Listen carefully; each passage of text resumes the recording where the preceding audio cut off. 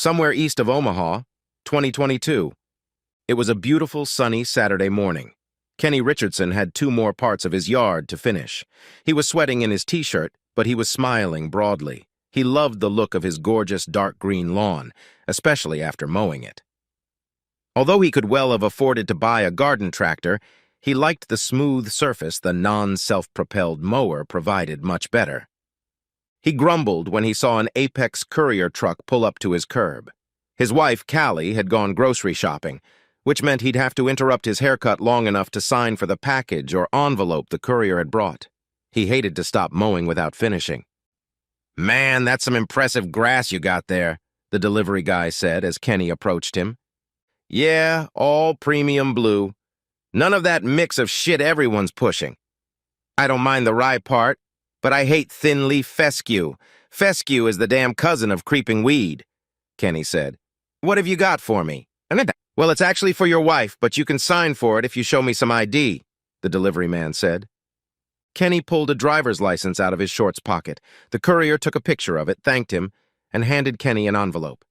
Kenny looked through it and took it into the house without opening it, then went back outside and finished mowing just as his wife pulled up to the house. "I'll drop off the packages. There's an envelope on the table for you that some fancy courier delivered a few minutes ago," Kenny said. Kenny took 4 steps from the car to the kitchen table, bringing the groceries into the house. As he put the last bag down, he found his wife seated on the living room couch, sobbing softly as she looked at several pieces of paper. "Did someone die, baby?" Kenny asked. Callie looked up from the papers and tried to speak, but no sound came out of her mouth. Kenny hadn't seen that look on her face since she'd learned of her mother's death a few years ago.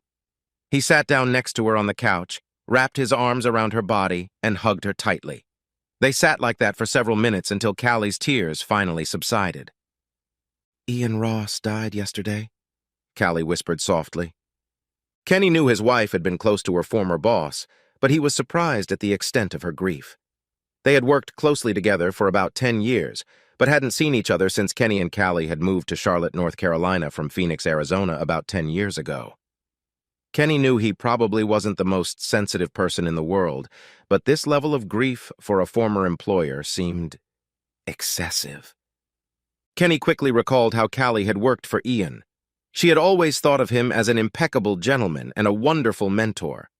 He remembered that a couple years before their move, she had been worried about him after the death of his longtime wife, but he had apparently gotten over his grief and malaise by the time Kenny and his wife moved in, when Kenny had gotten a big promotion. "I need to get back to Phoenix for the funeral. It will be in 3 days," Callie said. "Do you need to go to the funeral?" Kenny asked. "Do I have to?" Callie looked straight into her husband's eyes. They had been together long enough for him to see real anger in them. "Yes, I need to go," she mumbled. "Well, then we need to go," Kenny said. "If he's that important to you, then it's our business." If Kenny expected his wife to be pleased with his declaration of support, he was mistaken. She continued to stare at him intently. "You don't need to come with me. I'm already a big girl. I have traveled alone before," she declared. "Even traveled alone to Phoenix to visit Joni." "I know it's not necessary for me to go with you. I just want to go with you," Kenny said. "Whatever you say," she muttered. "So you got notice of your old boss's death by courier the day after it happened? Isn't that a little unusual?" Kenny asked. He didn't get an answer to that question. Phoenix, 2012. "I'm really worried about Ian," Callie told the women gathered around the table at Mastriani's, an upscale Italian restaurant. "It's been 3 months and he's still worried about Anna's death. I realize grief has no timetable, but it's even starting to take its toll on the company. He's made some bad decisions lately that I don't think he would have made in the past." Callie was vice president of reinsurance at Phoenix General Insurance. Ian was the CEO of the company. Callie had been with the company for 22 years, gradually working her way up through the ranks. For the past few years, she had been Ian's go-to person in the reinsurance department. "Maybe it's time you developed a more personal rapport with your boss," giggled Joni Caputo, Ian Ross's personal administrator. "He's always had a thing for you. And it's not to say you've never noticed him looking up your skirt before." All 4 women at the table giggled like 15-year-olds. They all admired their boss, and they all had to admit that he was handsome and still in shape for his 60 years. "So we nominate you for personal sacrifice for the collective good," Chandra Ferguson announced. "Undo an extra button on your blouse, shorten your skirts and dresses a couple of inches, bend over a little more than usual, and maybe lean your big breasts against his arm from time to time." "Yes, and we'll cover you in front of the other employees to minimize suspicion," the fourth woman, Elvira Anderson, added. "After all, this is an act of compassion, and we don't want anyone to get the wrong impression." All four clinked glasses and went back to eating. A week later, Callie took Ian out to lunch for the first time. Her blouse was undone one button more than usual, and she was wearing a white bra underneath. She was openly flirting with the man, and by the time lunch was over, she thought she saw a bit of the old Ian in him. "He kept his eyes on my blouse for most of the lunch.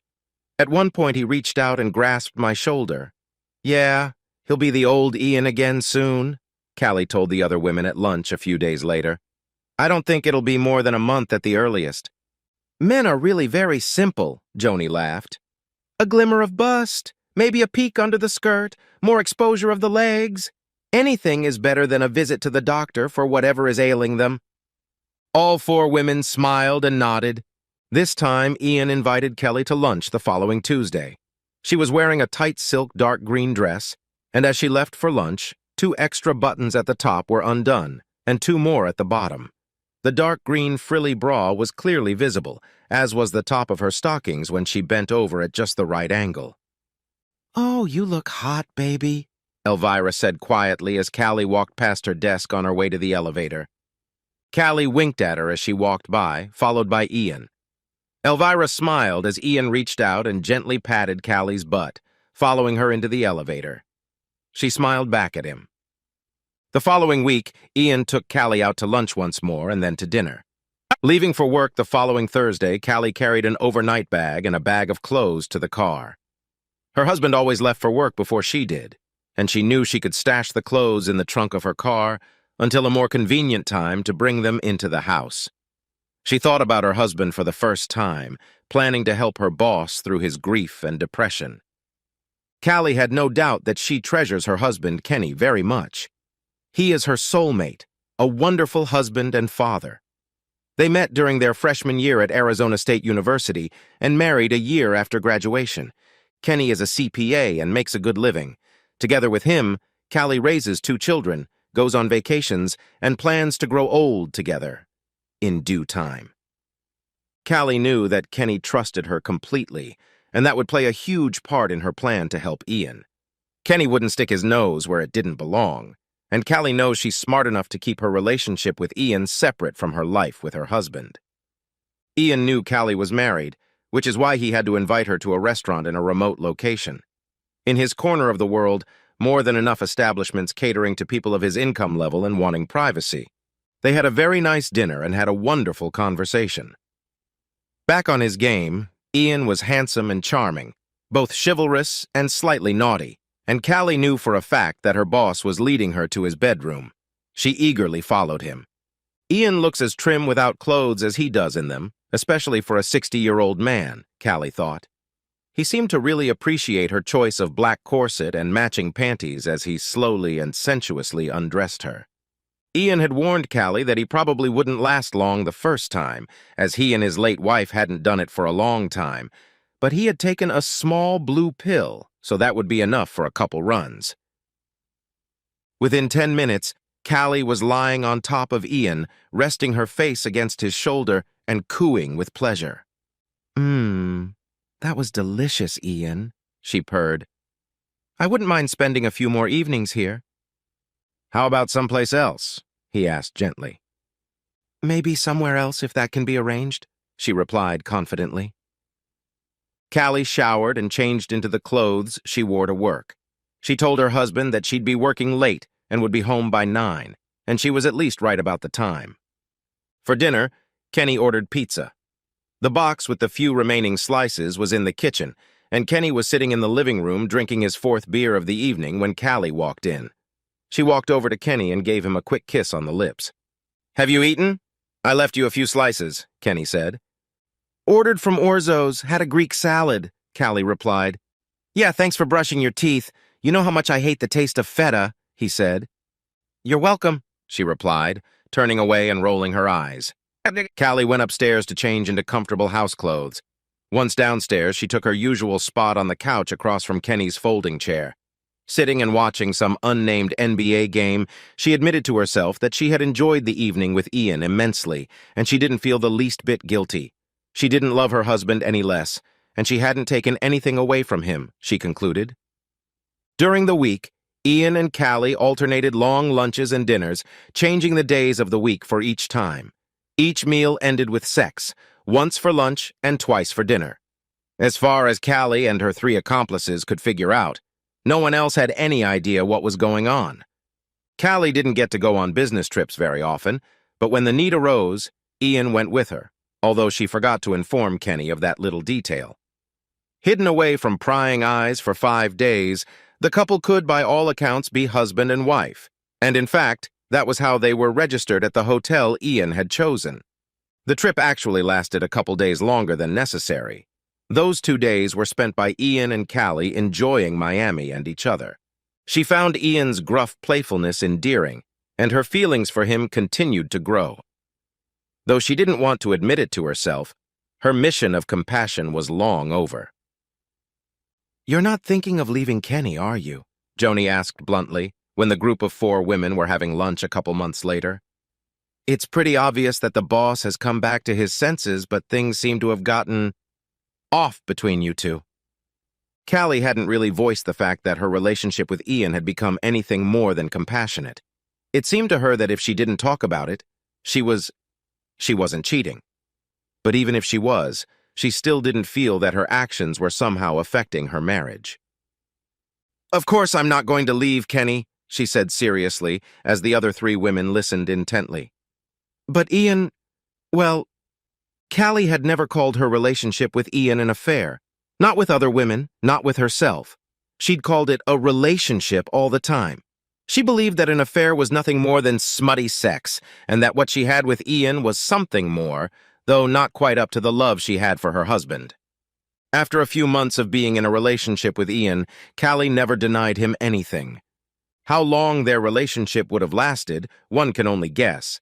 But a little over a year into their relationship, circumstances took over when the principal in charge of Deloitte and Touche's Charlotte, North Carolina office had a heart attack, and those in power decided that Kenny Richardson deserved a promotion to the position. Kenny was pleased with the promotion, although the short notice created a bit of a problem for Callie and him. Callie could work out of her firm's Charlotte office, but she had to stick around for another month until life in the Richardsons' Phoenix office got better. Deloitte bought the Richardsons' house right away, but it took time to replace utilities, store furniture, and other normal hassles. Callie didn't really want to move, but she realized that Kenny's promotion was a major career move with serious implications for their paychecks and lives. She had no choice but to agree, especially since she could work in Charlotte as well. When Kenny left for Charlotte, Callie was able to make sure her last month with Ian was special, which she did by practically moving in with him. By the time Callie left for Charlotte, there was almost nothing left undone between her and Ian sexually. Boarding the plane, she stepped a little cautiously. She hoped her husband would be so happy to see her that he wouldn't notice that she wasn't acting like she usually did. It didn't take Callie long to figure out that she could visit Ian once a year, telling her gullible husband that she was going to Phoenix to visit her best friend Joni for a week. "Clueless Kenny," as Callie began to call him, readily agreed. "Phoenix, 2022. Joni and her husband Stan picked Callie and Kenny up at the airport. Kenny noticed that Joni raised her eyebrows looking at his wife before they hugged. He didn't see the answering expression on his wife's face. Joni turned to Kenny and gave him a hug that seemed insincere to the man. Kenny and Stan exchanged handshakes. "Long time no see, bro. What's up?" Stan asked. Kenny gave an evasive answer. He had met several of Callie's close friends and their husbands before he and Callie had moved in together, and he always felt out of place when those couples got together. "What a good man you are," Joni said, "coming all this way to support your wife. You've met Ian how many? A few times, at Christmas parties and maybe a barbecue. That's what one does for a spouse, isn't it? Kenny said, picking up on Joni's negative vibes. Joni and Stan took the couple to the restaurant, where they were joined by two more of Callie's friends with their husbands. Upon seeing Callie's husband, both Chandra and Elvira expressed surprise. Kenny even looked down to make sure his fly was buttoned or that he hadn't spilled something on his clothes earlier in the day. Over food and drinks, the conversation between the pair flowed fairly easily, though Kenny noticed he caught occasional silent glances from the women. Once they were done eating, Joni and Stan drove Callie and Kenny to the hotel and told them they would pick them up the next day to take them to say goodbye to the body. Tomorrow at the funeral home, you'll probably remember some of the old gang, but it's been a while. I understand if you don't want to go tomorrow and just do your own thing, maybe rent clubs and play golf with some of your old friends, Callie said. No, like I said, I came here for you, Kenny said, sighing irritably. Ian Ross had been a big man in Phoenix for years, with many business contacts and friends. There was a long line at the funeral home to say goodbye to the body. Kenny guessed that the three people in front of the casket, a man, a woman, and a child, were probably Ian's daughter with her husband and son. He had never met Ian's daughter and doubted his wife knew her well either. She had never spoken of her at all in all her years at Phoenix General Insurance. Kenny was unsurprised when Ian's daughter burst out and threw herself into Callie's arms, noticing the woman as Callie's group approached the family. Both women hugged each other tightly and burrowed into each other's hair. I didn't think you were coming, the woman cried into Callie's ear, and Kenny heard his wife whisper softly, Shh, not now. The woman in her 40s recoiled from Callie, raising her eyebrows, then quickly lowered her eyes and coughed before looking up again. Jackie, this is my husband Kenny. He came with me to keep me company on my trip and to pay his respects to your father. They've met several times over the years I've worked in Phoenix. Thank you for coming, the woman said hesitantly, then held out her hand and introduced her husband and son. Kenny shook her hand gently, trying not to squeeze it as hard as he usually did. He offered his condolences and shook hands with the man and the boy while Callie and Jackie talked quietly for a few minutes. After the funeral, Jackie invited them along with the other three couples to her father's house for sandwiches and salads. I didn't realize you two were this close in the past, but from the way she greeted you, you know her well, Kenny told his wife as they joined Joni and Stan back in the car. We'd met a few times over the years. Nothing else ever happened. She was a good kid, about 10 years older than the two of us, Callie said as she quickly turned away to the window to finish the conversation. After the funeral and burial, about 25 people gathered at Ian Ross's house eating sandwiches and helping themselves to refreshments. Callie and her three companions were in the kitchen setting out the food. Kenny, leaning against the doorway, was quietly sipping a Crown Royal when he heard Elvira ask if there was a tray of pickles and olives. The second cabinet to the right of the sink, Callie replied, laying out 2 kinds of bread for sandwiches. Kenny struggled not to choke on his Canadian whiskey as he turned and walked quietly out of the room, unnoticed by the women. He may be ignorant, but he certainly wasn't stupid. His wife could only know where the tray of pickles was kept for one reason. Suddenly feeling nauseous, Kenny staggered, practically staggering out into the backyard of the house.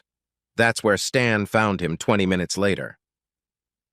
You all right, buddy? You don't look so good, Stan said, taking a sip of the beer he held in his hand.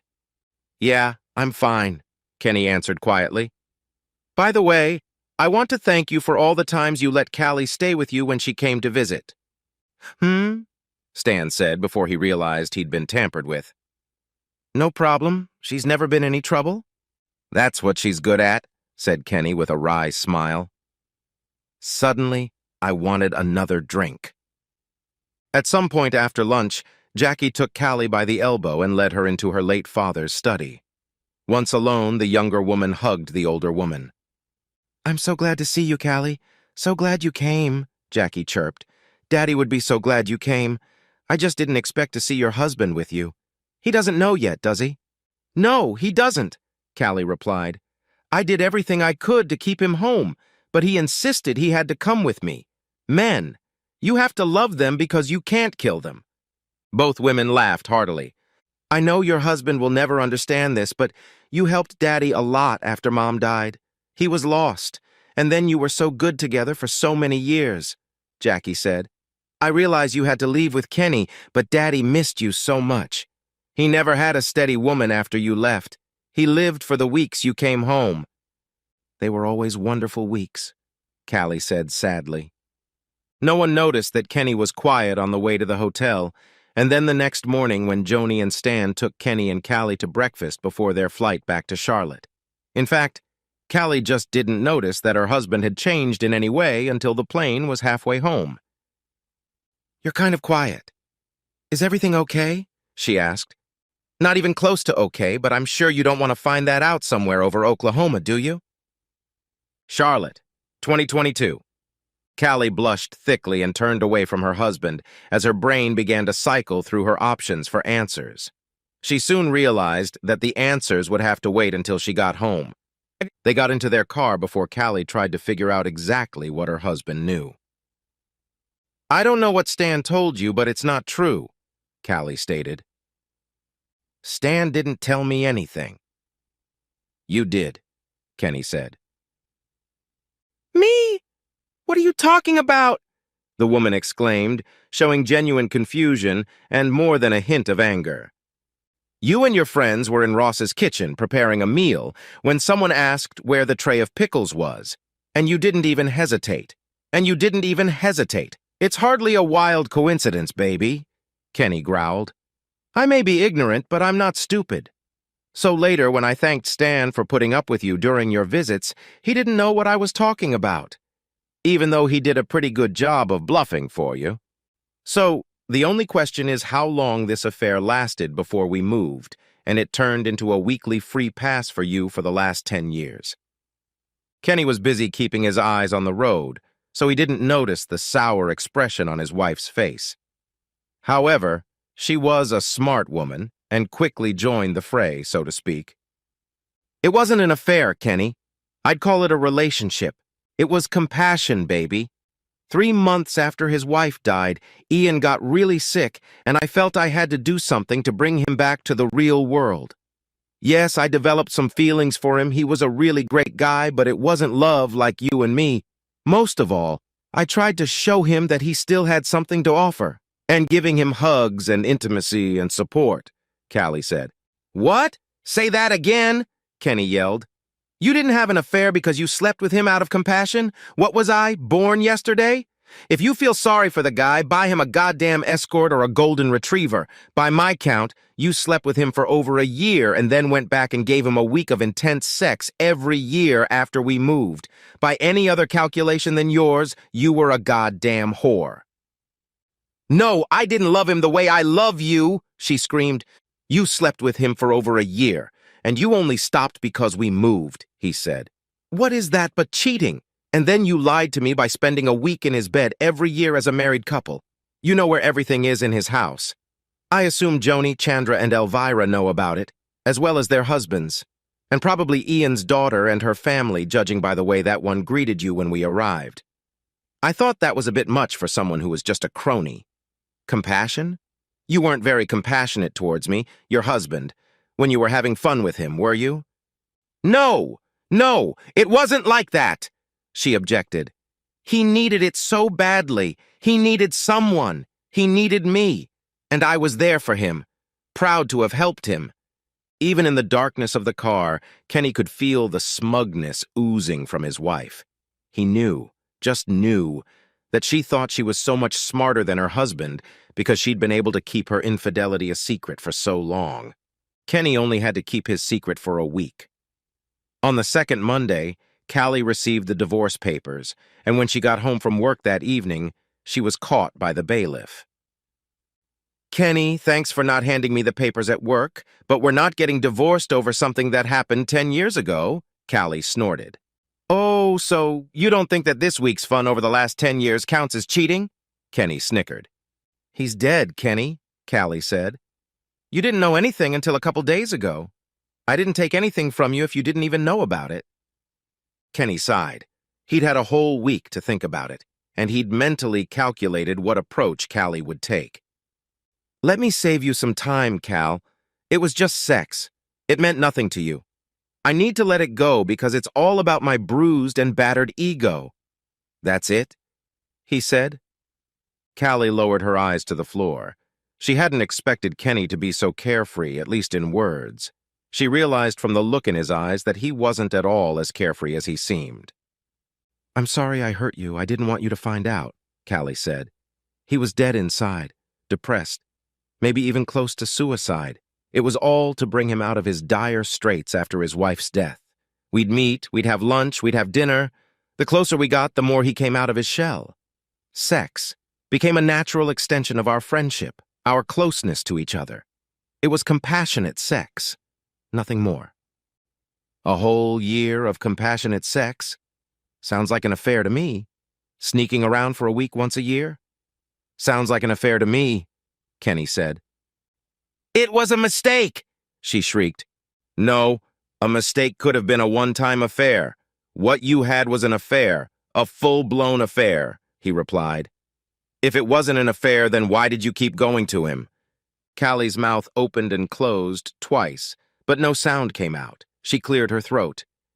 "Ian was a wonderful man. I believe I helped him.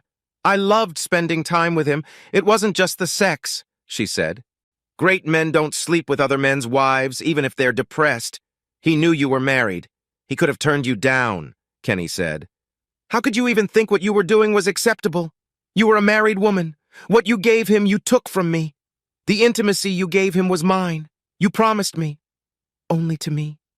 All your intimacy when we were married. You lied to me and broke your vows, but you seemed to have no remorse. What did I do to deserve such disrespect?" "It wasn't disrespect. I was helping him out of a difficult situation," Callie countered. "Oh, yeah, right," Kenny spat out. "You say virtue, and I say slut." Callie recoiled as if she'd been slapped. While she hadn't expected to get caught, she certainly didn't think Kenny would turn on her so much. After all, they'd been married for 25 years. Such love surely must mean something, she thought. But apparently she was wrong. Callie quickly found herself an attorney, getting a judge to order the couple to undergo 12 mandatory marriage counseling sessions. She hoped the counselor's presence would make Kenny listen to her arguments about helping Ian. "Sometimes hugs and companionship are just as important as sex," Callie said at the beginning of the first session. "After Ian's wife died, he needed someone's warmth, and I didn't see anyone who could help him." "And that's when you decided it had to be you? That our marriage had to take a hit so Ian could heal?" "You traded our marriage for Ian!" Kenny raged. No, it wasn't like that," Callie said.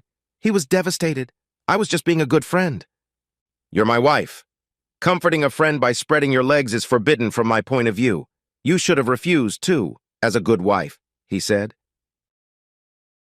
"It wasn't part of my plan, but as our relationship progressed, it became part of it. I developed feelings for him. Not the same feelings I have for you, of course, but feelings of a sort. I'm not a whore. I couldn't just sleep with him if I didn't care about him," she said. "So you say you're not a whore, and all the evidence says otherwise," Kenny snorted. "Did the others know? How did you get assigned to be his healer?" Kenny asked at the second counseling session. Callie lowered her eyes to the table, picking at her fingernail. "We all talked about it non-stop," she explained. "I was closest to him, so I guess it was my responsibility. The rest of us had to cover for me so no one else knew what was going on. It was best for me, Ian, and the company." "Just like that, eh?" Kenny said, shaking his head slowly. "Even if it's bad for me. But then again, apparently I didn't count. Was I even fourth on that list? I love you. I always have. I love you as much as the day I married you," Callie said. "This isn't about you. It's not about you, and it's not about me. It was about what Ian needed, and that was outside of our marriage." "That's bullshit, and you know it," Kenny growled, rising from his chair at the table. "You unilaterally stepped outside of our marriage. So of course you're trying to use that bullshit now. You put the other above our marriage. You didn't forsake all others, even though you made that vow to me." "But I was saving him," she said hesitantly. "So what about all those times you had sex with him after you saved him? What about all those trips to Phoenix? Your relationship, as you call it, was nothing more than an excuse for you to be a whore, he accused. I wasn't a whore, Callie exclaimed. Why can't you see that? It wasn't about sex. He was only a small part of the whole thing. But that all wasn't right. The sex and everything else, Kenny said. You cheated on me for over a year. Over a decade, actually. It's over between us, Cal. Kenny nodded to the counselor and left the room. Mrs. Richardson, regardless of your motives, pretty much fit the definition of emotional and sexual infidelity, and your husband has made it quite clear that he will never agree with your point of view. I'm afraid I'm going to have to stop these sessions, the counselor said. How could you just leave me like that after 25 years? Yelled at Callie's husband when he came home from work at the end of the day. Did our history, our love for each other, mean nothing to you? I could ask the same questions of you if I knew you were cheating on me with that bastard, Kenny shouted back. Does your love for me mean so little to you that you can cheat on me so easily? And don't say that it's not cheating. If you had any kind of intimate relationship with him, then it's cheating. Which means you're a whore. The couple's two children were unhappy with their parents. Both said they understood their father's point of view, but daughter Molly repeatedly tried to convince him to side with her mother. Until in one FaceTime conversation, Kenny asked his son-in-law if he agreed with his wife doing what Callie did.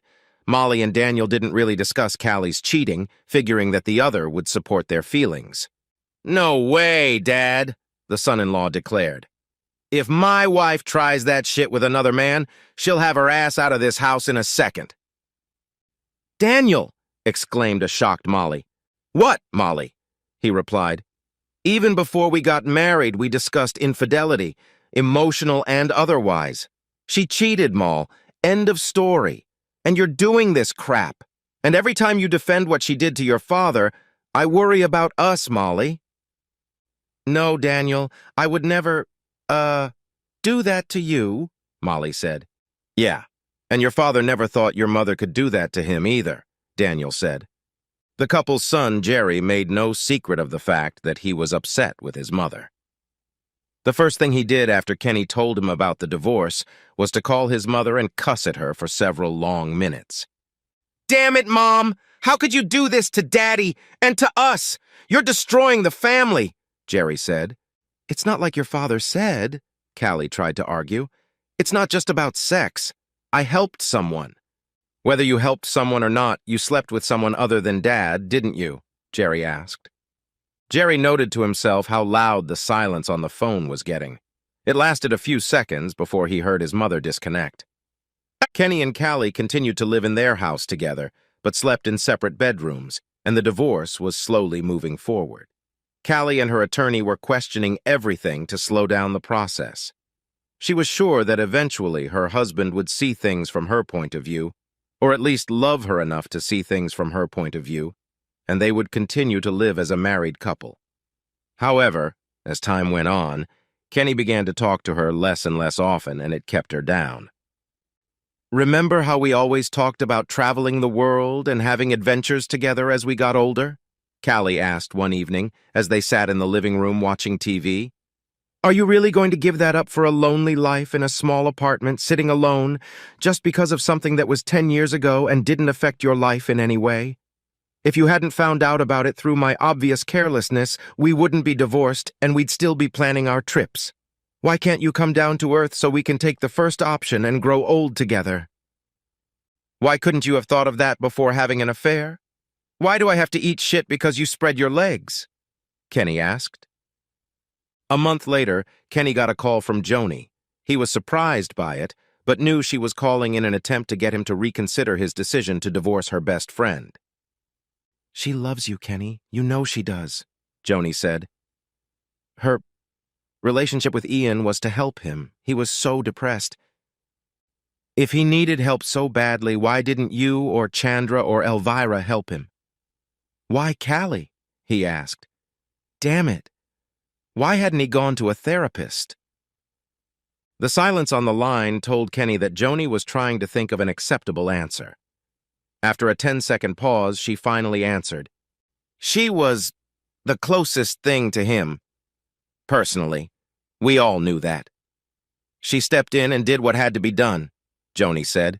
It was Kenny's turn to shut up as he thought about it.